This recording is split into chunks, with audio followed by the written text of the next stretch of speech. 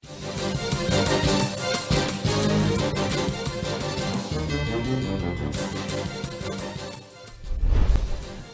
na ang mga malalaking balitang Central Luzon ngayong araw. Voters registration sa COMELEC magpapatuloy simula October 11 hanggang October 30. Smuggled carrots mula China, pinapatay daw ang kabuhayan ng mga magsasakang Pinoy. Day of Prayer at Fasting, isasagawa ng Diocese of Tarlac upang hilingin ang pagtatapos ng pandemya. At mga luto ng Kapampangan food historian at culinary expert na si Aching Lilian Borromeo pwede nang matutunan sa kanyang YouTube channel.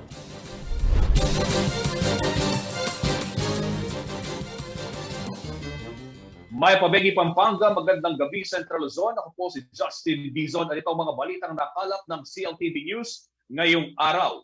Nananawagan ngayon ang Samahan ng Industriya ng Magsasaka o SINAG sa publiko na huwag tangkilikin ang mga imported at smuggled carrots mula sa China na naglipa na sa mga pamilihan.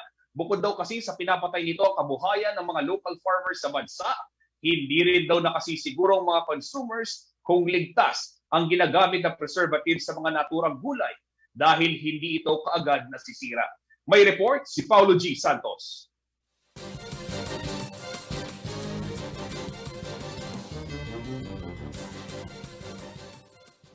Kilalang bagsakan ng gulay mula sa Mountain Province ang new public market dito sa siyudad ng San Fernando, Pampanga. Pero ang dati-rating gulay bagyo na sinasadya ng mga mamimili dito, nagkaroon ng kakumpetensya, gaya na lamang ng imported carrots galing sa China. Yung gulay natin ngayon, yung carrots, may dumarating ng China, may bagyo. Ang problema kasi sa bagyo, isang araw lang, 2 araw, ayan, nangyayari, sira na. Yung China, kahit 1 week na tindahan namin, pwede. Bukod sa hindi agad nasisira, mas makikinis at malalaki rin daw ang mga carrots mula sa China. Bagyo. Yan po yung galing Baguio. Opo. Saan po yung galing China po? Ayun po yung China. At sa presyuhan, mababa rin ang kuha dito. Kaya ang katwiran ng ilang retailer, madali itong mapaubos kaysa sa local carrots na mas mataas ang presyo. Yung gaya ng carrots namin galing sa China, kung saan kami nakakamura, doon kami para abot masa. Naglalaro sa 50 pesos kada kilo ang carrot ng China, habang 60 to 70 pesos naman ang sa Benguet. Para kay Rosendo So, chairperson ng Samahang Industriya ng Magsasaka o SINAG, huwag umano sanang ipagsapalaran ng mga consumer ang kalusugan kaysa makimenos. Hindi raw kasi tiyak kung anong klaseng preservatives ang ginagamit sa smuggled na carrots, kaya ganun na lamang katagal bago mabulok. Kasi ang tagal eh. Imagine yung shipment, 7 days yan from China up to dito. Tapos may clearance pa, nakalabas. Tapos i-display sa pwesto. Pag-display sa pwesto, yung local, kung 3-4 na araw, sira na, yung imported, hindi pa nasisira. So, ibig sabihin, may chemical yan ng linagay. Bukod sa imported carrots, nakababahala na rin daw ang pagpasok ng mga smuggled na gulay sa bansa. Ayon kay So, Record ng BOC, may mga dumadating na carrots, may dumadating na broccoli, petchay, kailan. Pina-check natin ngayon bakit may dumating. Sabi naman ng Department of Agriculture, wala daw silang SPSIC na in-issue. hindi raw kontento si So sa pahayag ng Department of Agriculture na magsasagawa sila ng confiscation sa mga imported na karot dahil tatamaan lamang umano dito ay ang mga retailer na nakimura. Hiling nila sa kagawaran, puntiryahin hindi lamang ang mga smuggler kundi pati na ang nagiging kasabwat ng mga ito na nakapagpupuslit ng kontrabando. Kawawa na naman yung retailer kasi ang sabi ni Secretary, kukumpis ka. Kukumpis ka tapos hindi naman huhuliin yung saan galing. Di walang kwenta. Samantala, sa press briefing ni Department of Agriculture Secretary William Dar nitong September 28, kinumpirma nito na talamak ngayon ang pagpasok ng mga imported na karot sa pamamagitan ng misdeclaration shipment na nangyayari sa Subic Port. The shipments came from Subic and said vegetables came from China and which was misdeclared as other items. Paolo G. Santos, CLTV News. Sa iba pang mga balita, posible pa raw dumami ang mga aktibong kaso ng COVID-19 sa Zambales dahil na rin sa patuloy na pagsasagawa ng RT-PCR at antigen testing sa mga residente at maging mga outsider na papasok ng lalawigan. Ayon naman kay Governor Hermogenes Evdane Jr., mas mabuti nang tumaas ang bilang ng mga kaso at ma-detect ang mga carrier ng virus upang kaagad silang ma-isolate at hindi na makapanghawa ng iba. Si Rainiel Pawid ang may detalye ng balitang yan.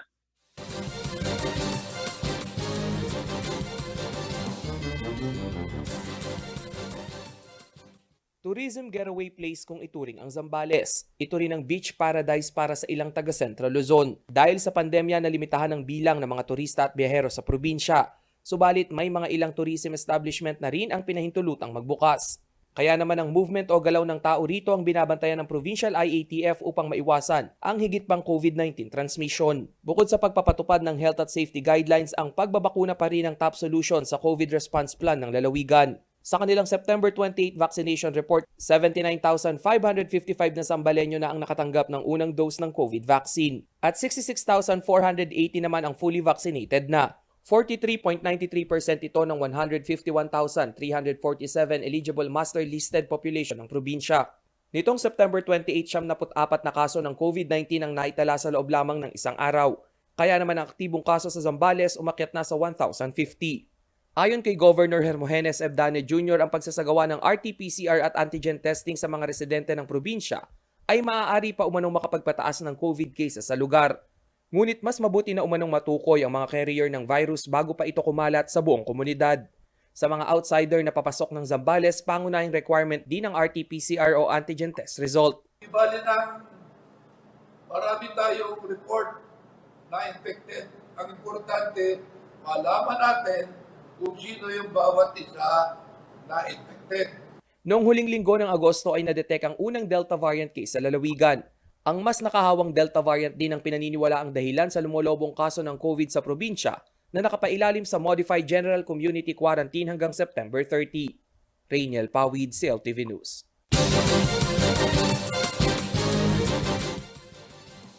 Mula sa lalawigan ng Zambales, tumungo naman tayo sa Tarlac kung saan malaking porsyento ng mga tinatamaan ng COVID-19 ay mga senior citizens. Sa kanilang latest COVID tally, 25 na nakatatanda ang nagpositibo sa coronavirus disease. Ang Simbahang Katolika naman magdaraos ng Day of Prayer and Fasting upang ipanalangin ang pagtatapos ng pandemya. Paalala naman ng DOH, huwag itago ang nararamdaman sa oras na makakita ng symptoms o makaranas ng symptoms gaya ng ubo, sipon, lagnat, pananakit ng katawan at hirap sa paghinga. Magbabalik si Rainiel Pawid.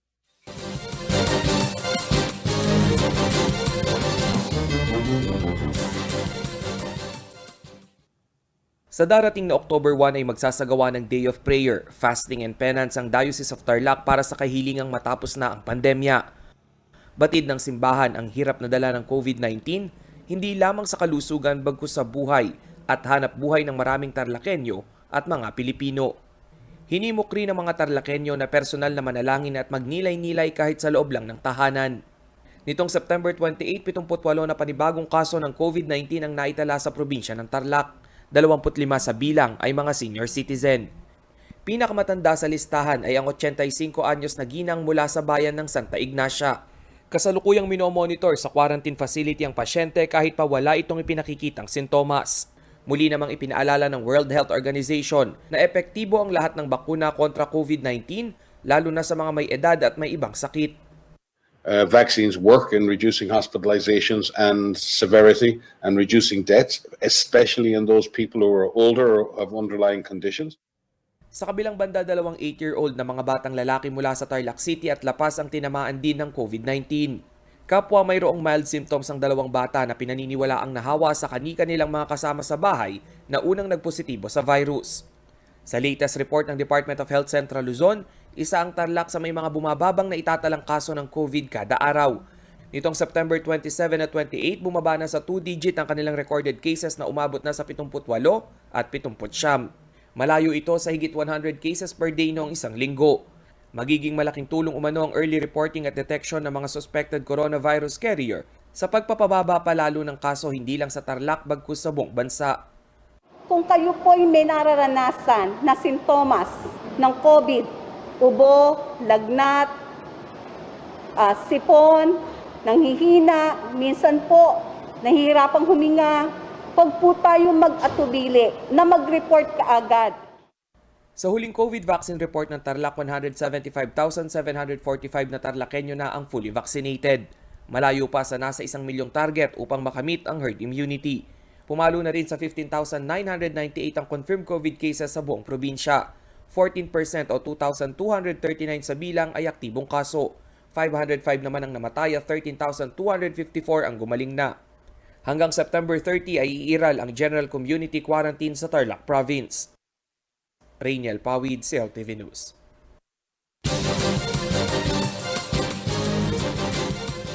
Sa pagbabalik ng CLTV News, silipin naman natin ang ginagawang pagtatanim ng bakawan at pangangalaga sa kalikasan sa Bulacan sa kabila ng hamon ng pandemya.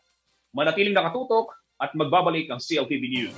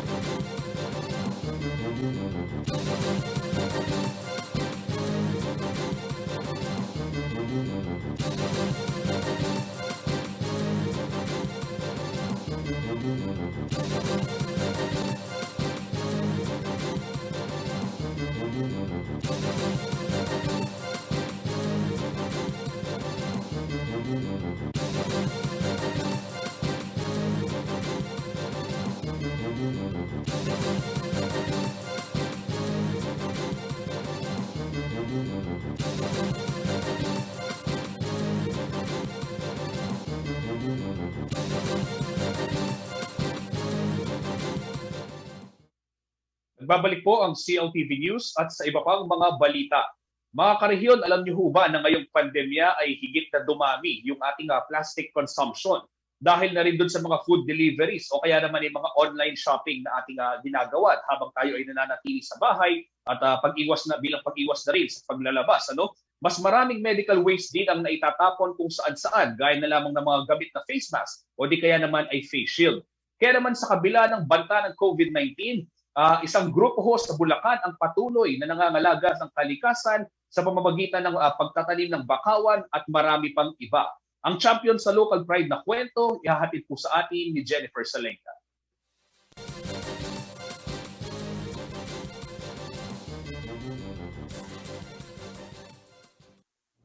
Patuloy na nagiging hamon ang pandemya sa marami, kabilang na riyan ang mga grupong nangangalaga sa kalikasan. Ang One Child, One Tree o OCOT, isang organisasyon sa Hagonoy, Bulacan na ang layunin ay pagpreserba sa kalikasan at pagprotekta sa biodiversity sa Pilipinas, apektado rin daw. Karamihan sa mga volunteer ng organisasyon ay mga kabataan at malaki rin ang involvement ng komunidad. Ito raw kasi ang konsepto ng OCOT ayon sa founder nito na si Natalia Sali. Na one child, maaaring magkaroon siya ng responsibilidad na akuin niya yung responsibilidad na yon habang bata pa siya. So doon nagsimula sa idea lang na ang One Child, One Tree is not originally from me. It's a worldwide movement na ang konsepto nito, isang bata sa Amerika, pag pinanganak ka, magtatanim ng puno para sa bata na yon. Isa ang pagbaha sa pangunahing problema ng mga taga-Hagonoy, kaya naman isa sa pinibigyang pansin ng organisasyon ay ang pagtatanim ng mangroves. Sa 10 hektaryang mangrove sanctuary sa Tibagin na idineklarang protected area, maraming mangrove na ang kanilang itinanim. Pero dahil sa pandemya, pigil din ang kanilang mga karaniwang gawain bilang pag-iingat at pagsunod sa health protocols. Gayunman, hindi raw ito dapat maging dahilan upang hindi ipagpatuloy ang kanilang advokasya sa kalikasan. So malaki talaga yung naidulot na hindrances nitong nung pandemic. Pero ganun pa man, may mga nagagawa pa rin kami. Kagaya ng salamat sa social media, salamat sa internet, may awareness raising na nagagawa din sa pamamagitan ng mga webinars and online training. And so, mahirap pero hindi imposible. So kung nasa puso natin talaga yung gawain natin, advocacy, makakagawa tayo ng paraan, provided na ang priority ko ay safety ng mga volunteers at mga program natin, donors and supporters, yung safety nila. So maingat kami. Patuloy pa rin daw ang kanilang pagtatanim ng mangrove pero limitado na lamang ang bilang ng mga volunteer. Hindi raw kasi ito pwedeng ihinto lalo pat malaki ang nagiging papel ng bakawan. Hindi lamang sa maraming mangingisda sa kanilang lugar kundi sa climate change mitigation. And so yung pagtatanim namin ng mangroves, yun yung aming focus ngayon para may tirahan ng mga isda, and then deterrence din ito sa sa surge ng water and surge ng storm, diba? Nakakatulong 'yan. Kung may mga malalakas na hangin, mas marami kang mangroves, hihina na yung hangin bago pumunta sa community. The more mangroves we plant, the better for the environment. Isang bagong proyekto raw ang tinatrabaho ng OCOT upang hindi na bumiyahe pa para bumili ng mangrove na itatanim. Sa pakikipagtulungan sa grupong Kabanatan at Bulacan State University, isang community mangrove nursery ang kanilang planong itayo. Maraming universities pa raw ang kanilang makakatuwang para sa research na kailangan sa proyekto.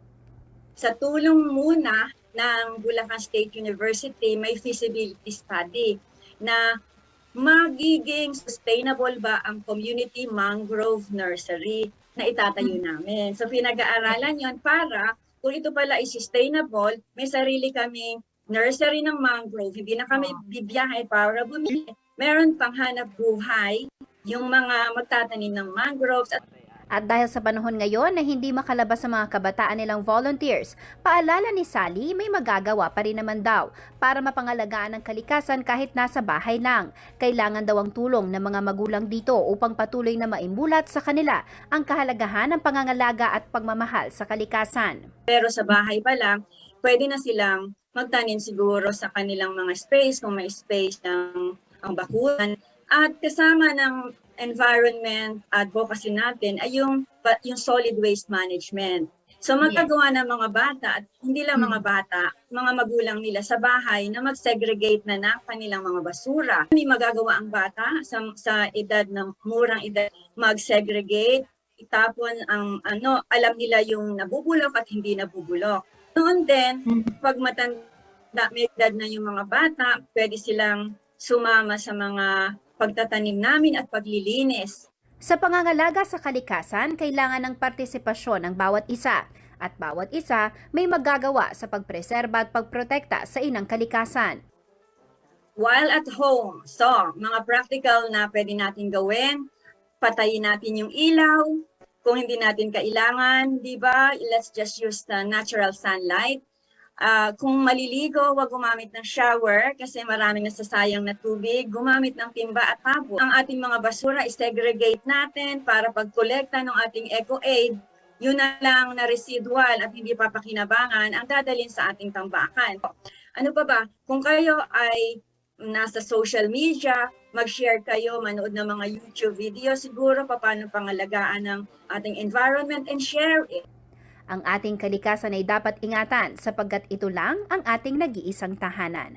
Jennifer Salenga, CLTV News.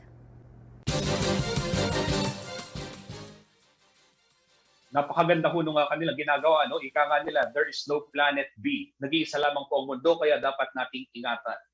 Narito naman ang isang mabilis na silid ng mga balita mula sa iba't ibang panig ng Central Luzon, hatid sa atin ni JM De Jesus.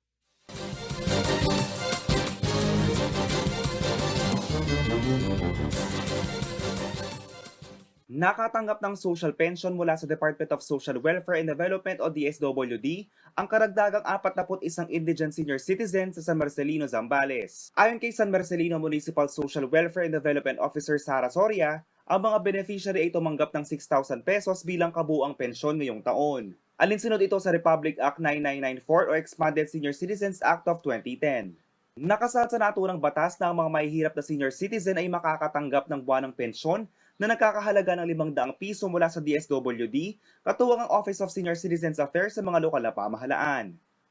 Samantala, nasa 100 miyembro ng Bataan Provincial Council for the Welfare of Children ang nakilahok sa isang webinar patungkol sa child labor. Nagsilbi itong oryentasyon sa iba't ibang pamilya upang matukoy ang mga posibleng kaso ng child labor sa komunidad at kung papaano ito maiiwasan.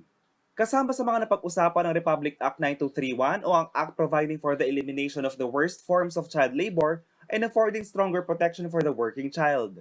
Layo ng webinar na maiparating ang kamalayan at pagbigay ng malawak na pag-unawa sa child labor at ang kaibahan nito sa child work. Kahit umano panahon ng pandemya ay tumataas pa din ang kaso ng child labor at mga abuso sa kanya-kanyang pamamahay. Sa ibang balita, nasa higit kumulang 147 na kabataang katutubo ang kasalukuyang naka-enroll at libing nakakapag-aral sa kolehiyo sa Nueva Ecija University of Science and Technology o NEUST. Nakatutok umano ang NEUST Center for Indigenous Peoples Education sa pagtulong at pagbibigay ng mga pangangailangan ng mga mag-aaral, gaya ng gadgets at internet connection. Nakikipag-ugnayan ng naturang institusyon sa mga ahensya, grupo o individual na makakatulong sa kanilang edukasyon ngayong pandemya. Kaugnay dito ay pinagkaloob ng NEUST CIPE ang computer set at internet connection booster sa Karanglan Campus upang magamit ng mga estudyanteng nasa online class. Ang mga estudyante pa umano ang pumili ng lugar upang mapaglagyan ng internet booster at computer set na malapit sa kanilang komunidad o tirahan. Nakaantabay din ng NEUST CIPE sa paghahanap ng trabaho para sa mga katutubong mag-aaral na nakapagtapos na ng kolehiyo. JM De Jesus, CLTV News. Sa pagbabalik ng CLTV News, voters registration sa COMELEC magpapatuloy simula October 11 hanggang October 13. At Concepcion Mayor Andy Lacson tatakbo bilang kinatawan ng ikatlong distrito ng Tarlac. Yan at marami pang balita sa aming pagbabalik.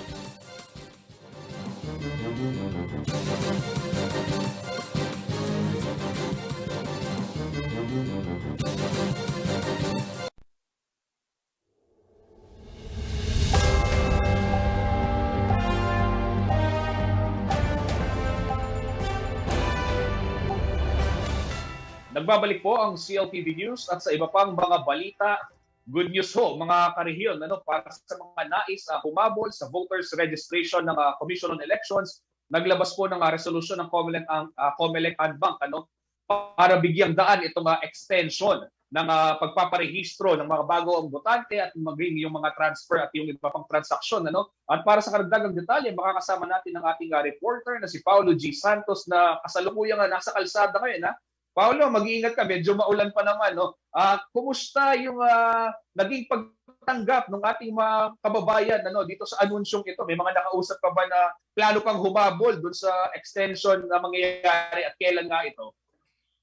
Justin, ipit nga itong panahon ng kakaroon ng COMELEC Unbank. At good news po mga kaibigan sa lahat ng mga followers ng CLTV News. Simula ho October 13 hanggang sa huling araw ng October 30, Justin, ito yung extension na ibinigay o resulta nitong COMELEC Unbank.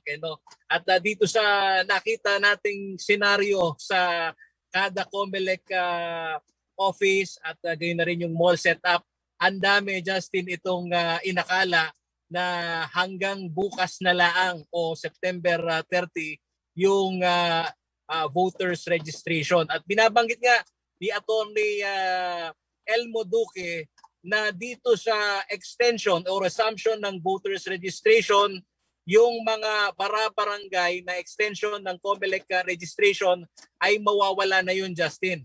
At yung extension din ng oras na ang nangyayari ngayon simula alas 8 ng umaga hanggang alas 7 ng gabi sa mga mall-based na setup ng registration ay hanggang alas 5 na lang ng hapon. Justin? Hindi na 12 oras na kalimitang nakikita natin sa mga huling linggo nitong voters registration. At ang binabanggit nga ng COMELEC, Justin, itong pagtama naman o simula October 1 hanggang October 8, yung filing ng COC ay hindi umano nila pwedeng ikompromiso na isabay sa registration. Dahil alam mo, Justin, limitado yung tao na gaganap para naman tumanggap ng COC o yung mga COMELEC officer lamang na authorized na tumanggap ng COC ang kailangang nandun sa mismong opisina ng COMELEC sa panahon ng filing ng COC. Dahil kapag nagkamali umano itong itinalaga ng COMELEC ay posibleng baka sampahan pa siya ng asunto. Justin. Paolo, linawin lang natin yung petsa resumption pagkatapos ng September 30 kasi meron ng mga nag-tweet actually merong impormasyon kanina na naipasa rin mismo sa atin na October 9. Pero itong lumalabas October 11, tama ba? Yung resumption nitong voters registration pagkatapos nitong filing of candidacy na hanggang tatagal nga hanggang October 8. Oo, kasi tatama ng October, kung di ako nagkakamali, Justin, tatama ng yung October 8, kung di ako nagkakamali, kung yun Sabado. Pero binabanggit sa akin ni Attorney Elmo Duque, baka daw 13, Lunes na yung resumption. Pero kukuha din tayo ng kopya nung mismong COMELEC Unbank, Justin.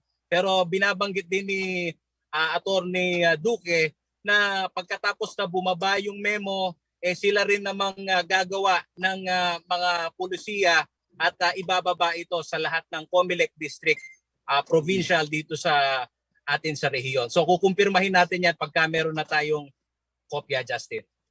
Ayan, mga karehiyon, tabayanan ho yung update dyan dahil nga kanina na anunsyo ng mga ilang outlets, news organizations October 9, tapos may mga lumabas na October 11 na ito ho, nakapandem ni Paulo G. Santos, si Assistant Regional Director Elmo Duque ng COMELEC Region 3 na sa kanila o baka sa COMELEC Region 3 sa Central Luzon posibleng October 13 nila simulan. Anyway, kung meron pong latest na development dyan agad nating ilalabas dito sa ating mga social media channels. At yung October 8, Paolo, paglinaw lang, ito ay araw ng Biyernes. Ayun, araw ng Biyernes. Eto Paolo, ano daw yung magiging epekto naman nitong registration, yung extension ng registration doon sa gawain nitong ating mga kababayan o mga kaibigan natin dyan sa COMELEC, lalong-lalo na yung mga election officers sa bawat munisipyo, sa bawat lungsod. Ito ba welcome development ba ito o pwede natin sabihin dagdag gawain pa para sa kanila?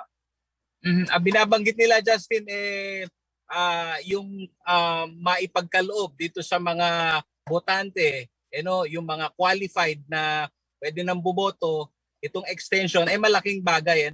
At sakripisyo na rin dito sa mga kawani ng COMELEC pero ang hindi daw dapat maisip nitong mga nagpaparehistro na hindi ganun kadali itong proseso ng registration.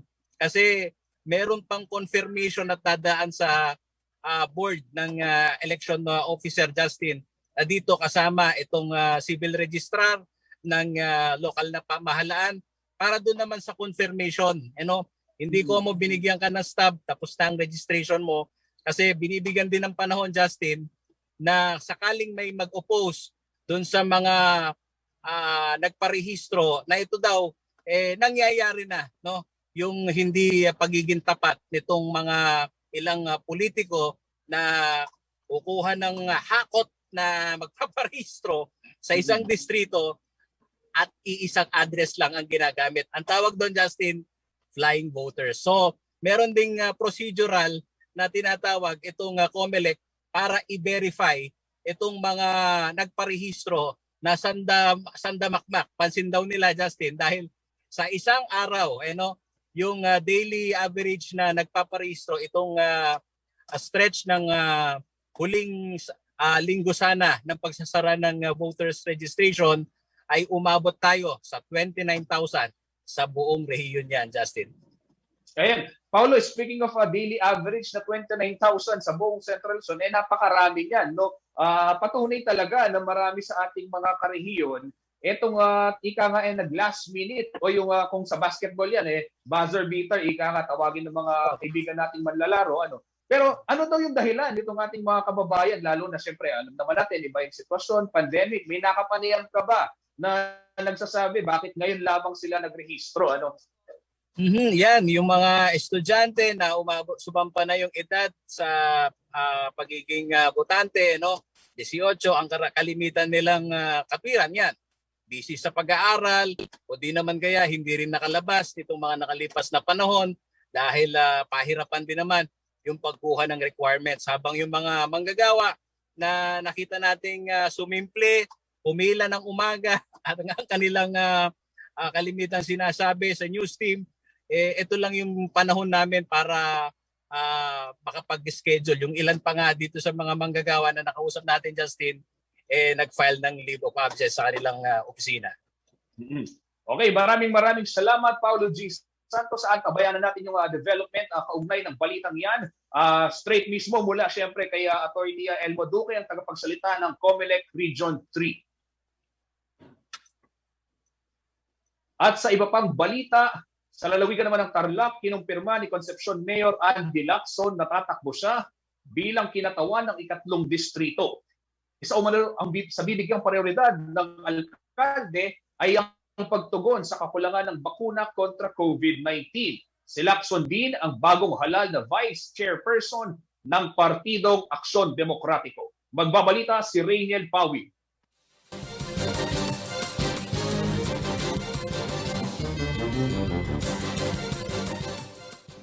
Buo ng desisyon ni three-term Concepcion Mayor Andy Lacson na tumakbo bilang kongresista sa ikatlong distrito ng Tarlac. Mayroong 4 na munisipalidad ng 3rd District ng probinsya. Ito ay ang mga bayan ng Concepcion, Bamban, Capas at La Paz. Ayon kay Lacson, nais niyang mabigyan ng pantay na oportunidad ang 4 na local government unit upang sabay-sabay rin ang progreso ng mga ito pagdating sa pamumuhunan at pagbibigay ng trabaho. Kinakailangan na rin umanong aksyonan ang kakulangan sa supply ng bakuna. Kahit na gaano kaganda yung sistema ang ginagawa ko natin, kung limitado yung bakuna, yun ang problema. Bahagi rin ng priority programs ni Lacson ang pagpapasigla umano ng agrikultura sa distrito at pagbibigay ng scholarship sa bawat batang Tarlakenyo. Si Lacson ay unang naihalal bilang alkalde noong 2013 sa ilalim ng Nationalista Party. Subalit sa pagsabak ni Lacson sa congressional race, siya ay magiging bahagi ng Aksyon Demokratiko. Sa katunayan, siya ang vice chairperson ng partido na pinamumunuan ni Manila Mayor at presidential aspirant Isko Moreno. Ayon kay Moreno, positibo siyang darami pa ang kanyang mga kaalyadong politiko mula sa gitnang Luzon, lalo na't ilan sa mga elected national official ng Aksyon ay mula sa rehiyon. I'm very optimistic. Ayaw ko lang talagang pangunahan sila. We're expecting before, we're expecting after the fight. Ang ikatlong distrito ng Tarlac ay mayroong higit 250,000 registered voters kung saan nasa 100,000 sa mga ito ay residente ng Concepcion. Rainiel Pawid, CLTV News.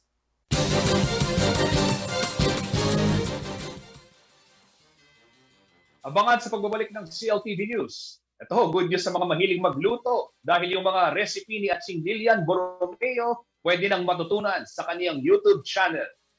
Manatiling nakatutok at magbabalik ang CLTV News.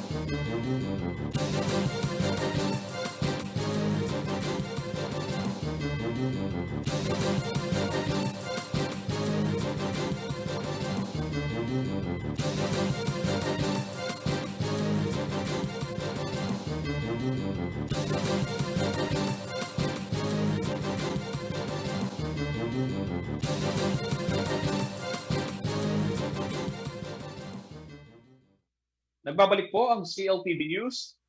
Dahil sa COVID-19, marami sa ating mga kababayan ang nahinto sa kanilang mga nakasanayang gawain. Isa na ho dyan ang kilalang food historian at culinary expert na si Atsing Lilian Borromeo. Nagsara kasi ang kanyang kusina matwa sa Mexico, Pampanga nang magsimula ang pandemya. Pero salamat daw sa teknolohiya at patuloy pa rin naabot ngayon ni Atsing Lilian ang kanyang mga tagatangkilik. Kung paano, alamin ho natin sa kwento ni Jennifer Salenga.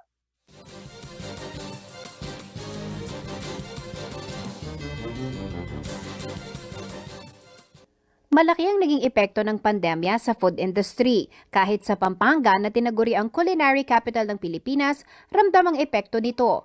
Kabilang sa mga labis na naapektuhan ay ang Kapampangan food historian at culinary expert na si Lilian Borromeo na mas kilala bilang Atsing Lilian. Ang Kusina Matwa, restaurant na pagmamay-ari ni Atsing Lilian na matatagpuan sa Mexico, Pampanga, nagsara simula ng magpandemya. Sa kanyang edad na 81, naging prioridad kasi ng pamilya ang kanyang kaligtasan laban sa banta ng COVID-19. Pero dinamdam daw niya ito at hindi naiwasan ang lungkot. Ang minsang masigla dinadagsang Kusina Matwa sa isang iglap ay nanamlay ng dahil sa pandemya.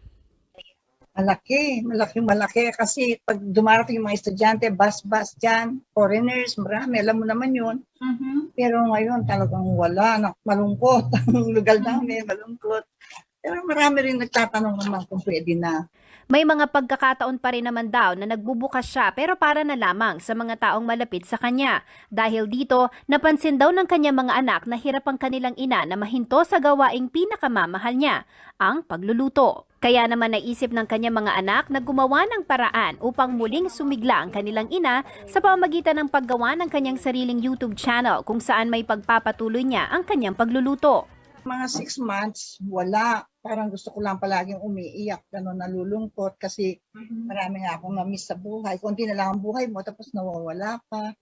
Pero later, natanggap ko na rin.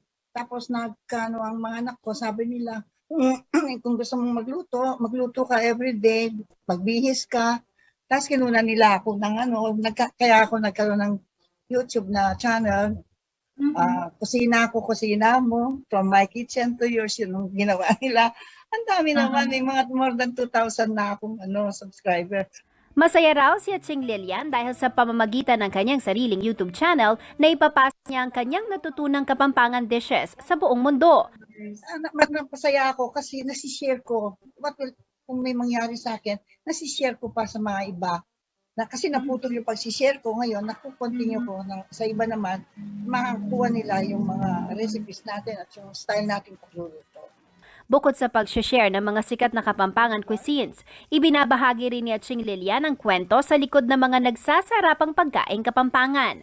Ang ano ko talaga sa buhay ay hindi yung itatago ko yung recipe. Kasi nung nagre-research ako diyan sa mga recipes na yan, kaya nagsasabi, secret, ganun.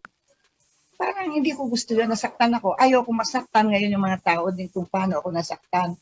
So kung may recipe ka, like yung pilayin, yung asadong matwa, parang ganon, lahat inaano ko talaga, step by step pinapakita ko. Kaya sabi ng iba, parang nasa cooking school tayo, sabi ng isang nag-comment. Iba't ibang lahi ng araw ang nagkokomento at nagpapakita ng interes sa Kapampangan dishes. Bagay na ikinatutuwa ng culinary expert dahil ito naman daw ang kanyang mithiin, ang may preserba ang Kapampangan culture sa pamamagitan ng pagluluto. Palang araw, makakalimutan na ng bata kung ano yung kabataan ngayon, kung ano yung mga, like yung ibang salita natin, hindi na nila naintindihan. Kasi English na sila. Kaya sabi ko, kailangan alam nila kung ano, saan tayo nanggaling at kung ano ang ating talagang, sa ating talaga. And then, wala naman akong sa fusion, pwede namang mag-evolve ka, pwede namang tikman natin yung mga foreign foods, pero hindi mo gagawin yun na parang yun na lang ang buhay mo. Kailangan buhay mo rin, Filipino food, kasi Pilipino tayo, Kapampangan tayo. Upang patuloy na may preserba ang lutong Kapampangan, itinatag ang kusinero at kusinerang Kapampangan with the Ching Lilian Borromeo. Grupo ito ng mga Kapampangan na ang interes ay pagpreserba, pagprotekta at pagtaguyod sa authentic Kapampangan cuisine at maipasa ang tradisyon ng lutong Kapampangan sa mga susunod na henerasyon. Jennifer Salenga, CLTV News.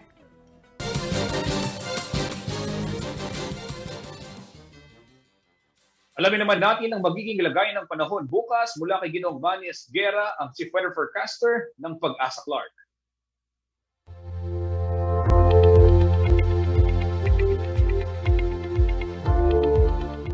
Magandang gabi po. Narito po ang magiging taya ng panahon sa susunod na 24 oras. Ang trough of Typhoon Mindule o yung extension niya, nakaka-apekto pa rin po dito sa may eastern section ng Southern Luzon at ang Visayas. Kaya po ang Metro Manila at nalalaming bahagi ng bansa ay magiging bahagi hanggang sa kumisan ay magiging maulap at papawirin na meron po inaasahang mga isolated cases ng mga rain showers at thunderstorm. Ito po ay dulot ng trough o yung extension ng tong bagyong si Mindule.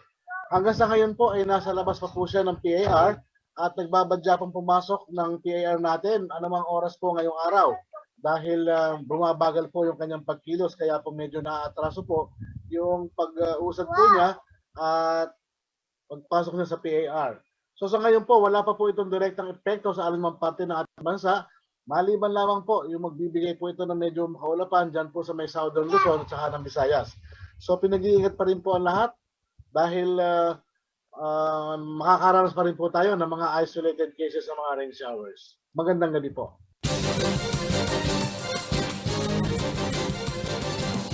At yan ang mga balitang nakalap ng CLTV News ngayong araw. Para sa karagdagang detalye, maaari niyong i-follow ang aming mga social media pages sa Facebook at CLTV36 Official and at CLTV36 News. Sa Twitter naman at CLTV36 at Instagram at CLTV36 Official.